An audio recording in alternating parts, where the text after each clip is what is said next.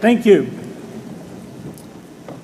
President Bach, former President Rudenstein, incoming President Faust, members of the Harvard Corporation and the Board of Overseers, members of the faculty, parents, and especially the graduates. I've been waiting more than 30 years to say this. Dad, I always told you I'd come back and get my degree.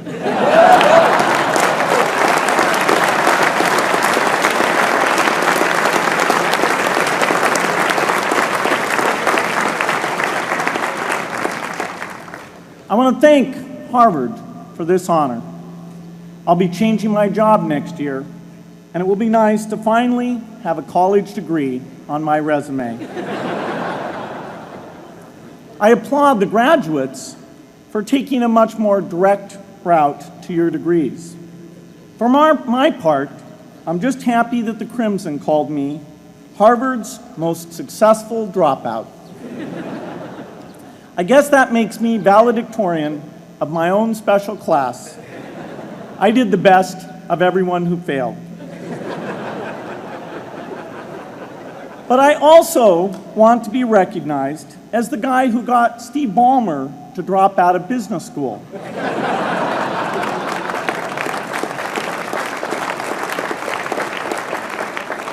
I'm a bad influence. That's why I was invited to speak at your graduation. If I'd spoken at your orientation, fewer of you might be here today.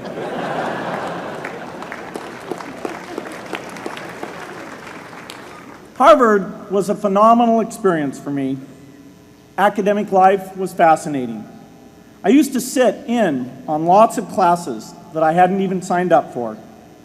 And dorm life was terrific. I lived up at Radcliffe in Currier House.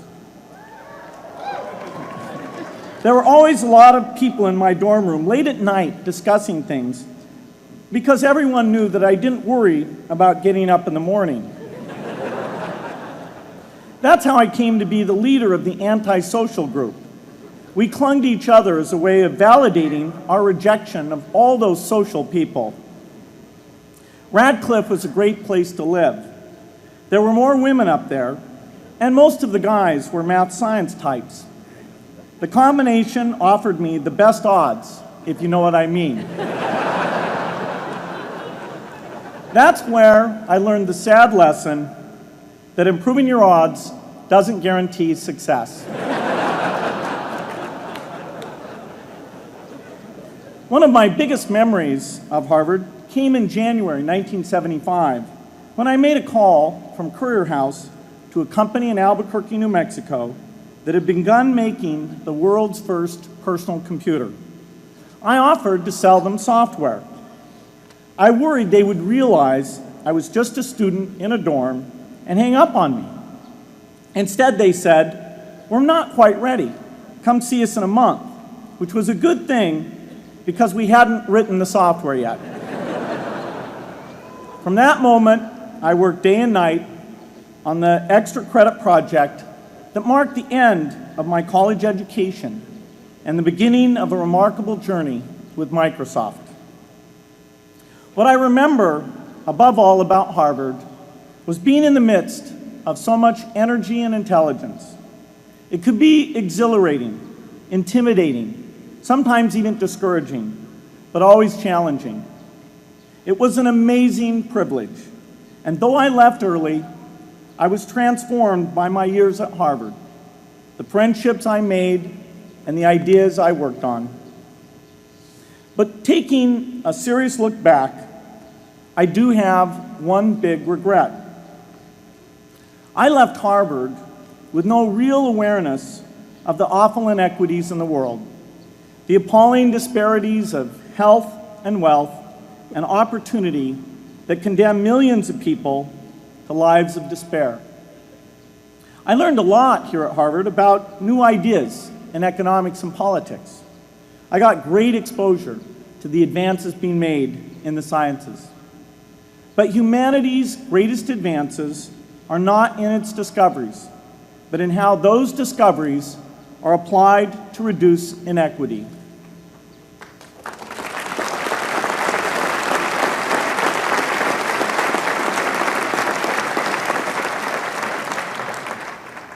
Whether through democracy, strong public education, quality health care, or broad economic opportunity, reducing inequity is the highest human achievement.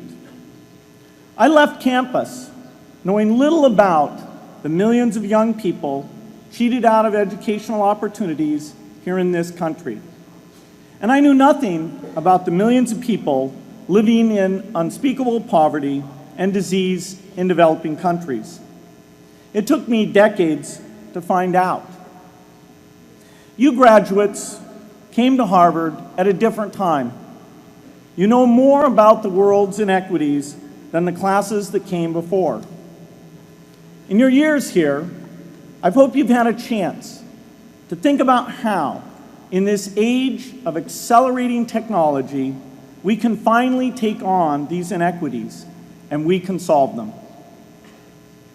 Imagine, just for the sake of discussion, that you had a few hours a week and a few dollars a month to donate to a cause. And you wanted to spend that time and money where it would have the greatest impact in saving and improving lives. Where would you spend it? For Melinda and I, the challenge is the same. How can we do the most good for the greatest number with the resources we have? During our discussions on this question, Melinda and I read an article about the millions of children who are dying every year in poor countries from diseases that we had long ago made harmless in this country: measles, malaria, pneumonia, hepatitis B, yellow fever. One disease that I had never heard of, rotavirus, was killing 500,000 children each year, none of them in the United States. We were shocked. We had assumed that if millions of children were dying and they could be saved, the world would make it a priority to discover and deliver the medicines to save them. But it did not. For under $1, there were interventions that could save lives that just weren't being delivered. If you believe that every life has equal value, it's revolting to learn that some lives are seen as worth saving and others are not. We said to ourselves, this can't be true, but if it is true, it deserves to be the priority of our giving. So we began our work in the same way anyone here would begin it. We asked, how could the world let these children die? The answer is simple and harsh. The market did not reward saving the lives of these children, and governments did not subsidize it. So the children died because their mothers and fathers had no power in the market and no voice in the system. But you and I have both. We can make market forces work better for the poor if we can develop a more creative capitalism. If we can stretch the reach of market forces so that more people can make a profit, or at least earn a living, serving people who are suffering from the great inequities. We can also press governments around the world to spend taxpayer money in ways that better reflect the values of the people who pay the taxes. If we can find approaches that meet the needs of the poor in ways that generate profits for business and votes for politicians, we will have found a sustainable way to reduce inequity in the world. Now, this task is open-ended. It can never be finished. But a conscious effort to answer this challenge can change the world. I'm optimistic that we can do this. But I talk to skeptics who claim there is no hope. They say, inequity has been with us since the beginning and will be with us until the end, because people just don't care. I completely disagree. I believe we have more caring than we know what to do with. All of us here in this yard, at one time or another, have seen human tragedies that broke our heart, and yet we did nothing, not because we didn't care, but because we didn't know what to do. If we had known how to help, we would have acted. The barrier to change is not too little caring. It is too much complexity. To turn caring into action, we need to see a problem, see a solution, and see the impact. But complexity blocks all three steps. Even with the advent of the internet and 24-hour news, it is still a complex enterprise to get people to truly see the problems. When an airplane crashes, officials immediately call a press conference. They promise to investigate, determine the cause, and prevent similar crashes in the future. But if the officials were brutally honest, they would say, of all the people in the world who died today from preventable causes, 1/2 of 1% were on this plane. We're determined to do everything possible to solve the problem that took the lives of the 1/2 of 1%. The problem is not just the plane crash, but the millions of preventable deaths. We don't read much about these deaths. The media covers what's new, and millions of people dying is nothing new.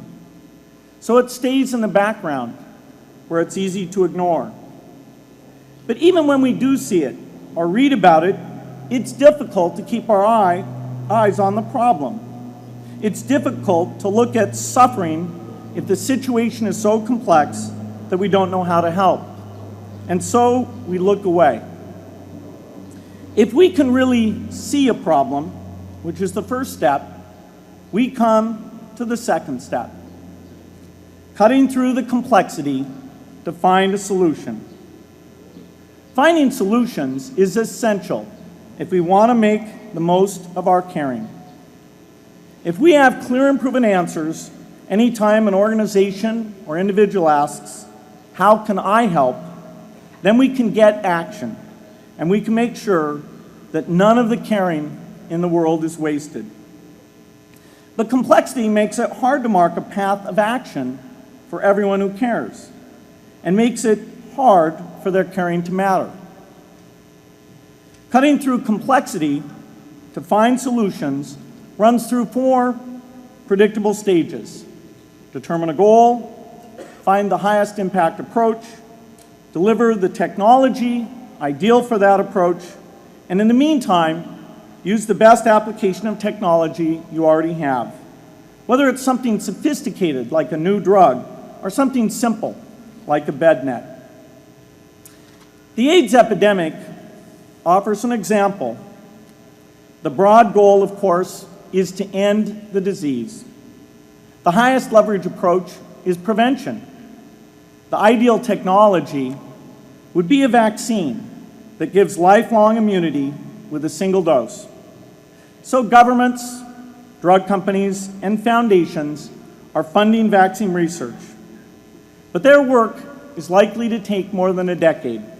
So in the meantime, we have to work with what we have in hand, and the best prevention approach we have now is getting people to avoid risky behavior. Pursuing that goal starts the 4-step cycle again. This is the pattern. The crucial thing is to never stop thinking and working, and never do what we did with malaria and tuberculosis in the 20th century, which is to surrender to complexity and quit. The final step, after seeing the problem and finding an approach, is to measure the impact of the work and to share that, success or failure, so that others can learn from the efforts. You have to have the statistics, of course. You have to be able to show, for example, that a program is vaccinating millions more children. You have to be able to show, for example, a decline in the number of children dying from the diseases. This is essential not just to improve the program, but also to help draw more investment from business and government. But if you want to inspire people to participate, you have to show more than numbers. You have to convey the human impact of the work so people can feel what saving a life means to the families affected. I remember going to the World Economic Forum some years back and sitting on a global health panel that was discussing ways to save millions of lives. Millions! Think of the thrill if you could save just one person's life, then multiply that by millions. Yet, this was the most boring panel I've ever been on. Ever. So boring, even I couldn't stand it. What made that experience especially striking was that I had just come from an event where we were introducing version 13 of some piece of software, and we had people jumping and shouting with excitement. I love getting people excited about software, but why can't we generate even more excitement for saving lives? You can't get people excited unless you can help them see and feel the impact.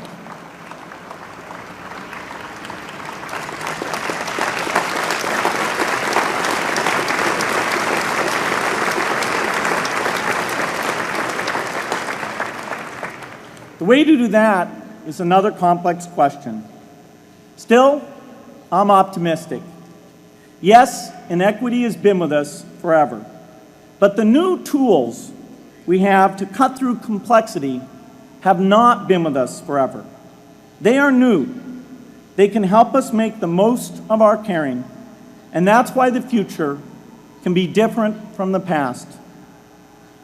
The defining and ongoing innovations of this age, biotechnology, the personal computer, and the internet, give us a chance we've never had before to end extreme poverty and end death from preventable disease. 60 years ago, George Marshall came to this commencement, and he announced a plan to assist the nations of post-war Europe. He said, I quote, "I think one difficulty is that the problem is one of such enormous complexity that the very mass of facts presented to the public by press and radio make it exceedingly difficult for the man in the street to reach a clear appraisement of the situation. It is virtually impossible at this distance to grasp at all the real significance of the situation." 30 years after Marshall made his address, which was 30 years ago, as my class graduated without me, technology was emerging that would make the world smaller, more open, more visible, less distant. The emergence of low-cost personal computers gave rise to a powerful network that has transformed opportunities for learning and communicating. The magical thing about this network is not just that it collapses distance and makes everyone your neighbor. It also dramatically increases the number of brilliant minds we can bring in to work together on the same problem. And it scales up the rate of potential innovation to a staggering degree. At the same time, for every person who has access to this technology, 5 people don't. That means many creative minds are left out of this discussion. Smart people with practical intelligence and relevant experience who don't have the technology to hone their talents or contribute their ideas to the world. We need as many people as possible to gain access to this technology because these advances are triggering a revolution in what human beings can do for one another. They are making it possible, not just for national governments, but for universities, corporations, small organizations, and even individuals to see problems, see approaches, and measure the impact of their efforts to address the hunger, poverty, and desperation George Marshall spoke of 60 years ago. Members of the Harvard family, here in the yard is one of the great collections of intellectual talent in the world. For what purpose? There is no question that the faculty, the alumni, the students, and the benefactors of Harvard have used their power to improve the lives of people here and around the world. But can we do more? Can Harvard dedicate its intellect to improving the lives of people who will never even hear its name? Let me make a request of the deans and the professors, the intellectual leaders here at Harvard. As you hire new faculty, award tenure, review curriculum, and determine degree requirements, please ask yourself, should our best minds be more dedicated to solving our biggest problems? Should Harvard encourage its faculty to take on the world's worst inequities?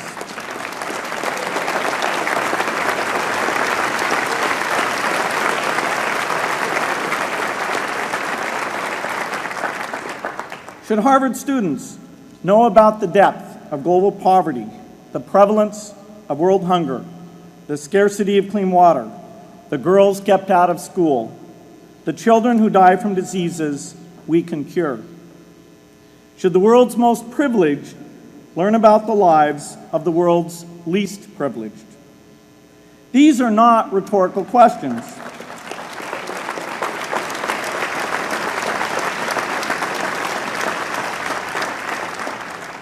You will answer with your policies. My mother, who was filled with pride the day I was admitted here, never stopped pressing me to do more for others. A few days before I was married, she hosted a bridal event at which she read aloud a letter about marriage that she had written to Melinda. My mother was very ill, with cancer at the time, but she saw one more opportunity to deliver her message, and at the close of the letter she said, "From those to whom much is given, much is expected."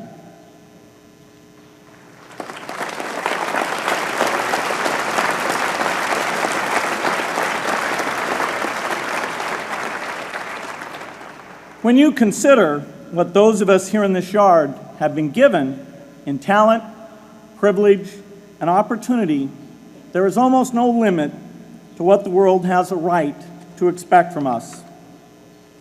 In line with the promise of this age, I want to exhort each of the graduates here to take on an issue, a complex problem, a deep inequity, and become a specialist on it. If you make it the focus of your career, that would be phenomenal. But you don't have to do that to make an impact. For a few hours every week, you can use the growing power of the internet to get informed, find others with the same interests, see the barriers, and find ways to cut through them. Don't let complexity stop you. Be activists. Take on big inequities. I feel sure it will be one of the great experiences of your lives. You graduates are coming of age in an amazing time. As you leave Harvard, you have technology that members of my class never had. You have awareness of global inequity, which we did not have. And with that awareness, you likely also have an informed conscience that will torment you if you abandon these people whose lives you could change with modest effort. You have more than we had. You must start sooner and carry on longer. And I hope you will come back here to Harvard 30 years from now and reflect on what you have done with your talent and your energy. I hope you will judge yourselves not on your professional accomplishments alone, but also on how well you have addressed the world's deepest inequities. on how well you treated people a world away who have nothing in common with you but their humanity. Good luck.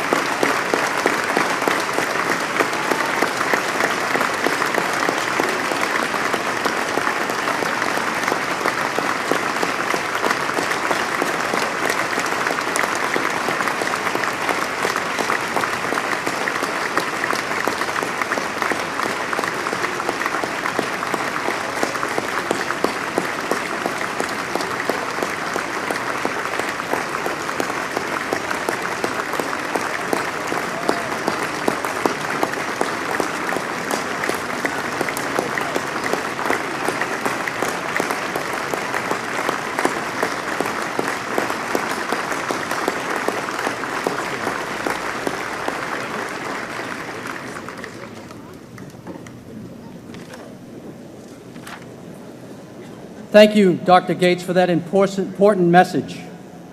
You are an inspiration to us all, and we thank you for being here today. Please stand and join me now as we sing Fair Harvard.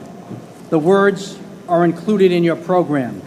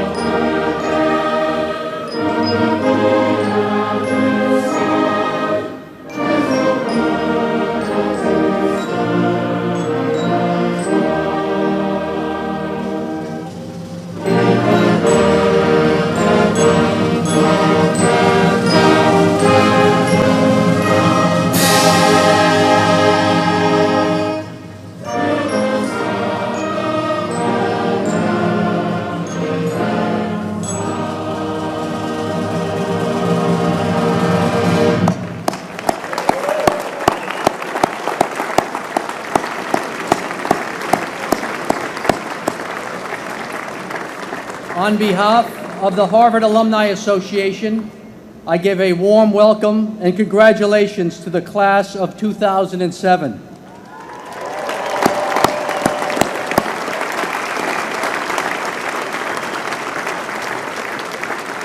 I hope you will return often to Cambridge and will remain engaged with our university through the many activities offered by the HAA and the Harvard clubs around the world.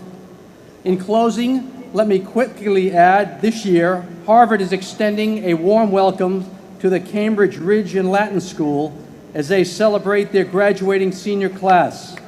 This ceremony will be held right here, beginning at 6:30. Our remarkable operations crew will now be getting this space ready for that ceremony. So it's been great to have you all here. I hereby declare that the 2007 meeting of the Harvard Alumni Association is adjourned to be reconvened on June 5th, 2008. Thank you all for coming. And Nancy, we have just heard some very exciting talks, one by Derek Bach, one by Bill Gates.